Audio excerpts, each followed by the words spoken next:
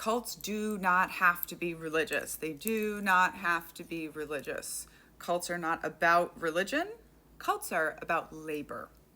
The comment says, curious, would you consider something not affiliated with religion, but something more like a biker or a street gang to be a cult or cult-like, considering they have hard rules to follow and you may not just be kicked out of more?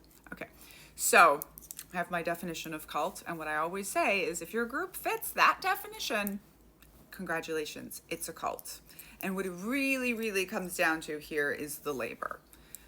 People get so caught in the what of a cult, right? The sensationalized what. The Children of God pedo cult did what?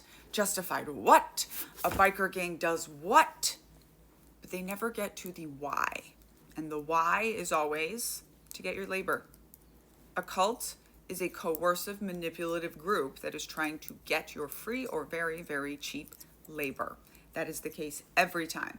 That is the case in the military. That is the case in Alcoholics Anonymous. That was the case in the Children of God.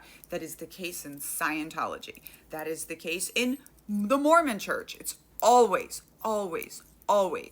about getting your labor. So if it's a super tight-knit group and it's not exploiting your labor, not a cult. You can be as obsessed as you want with a group. Not a cult if it's not exploiting your labor or other people's labor. And if it is, then it's a cult. Cults are organized crime.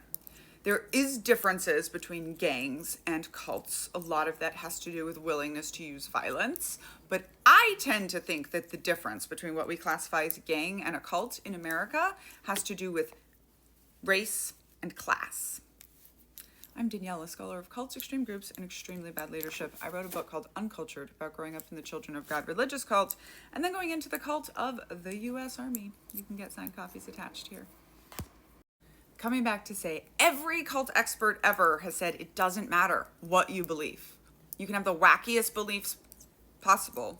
You can have the most mainstream beliefs possible.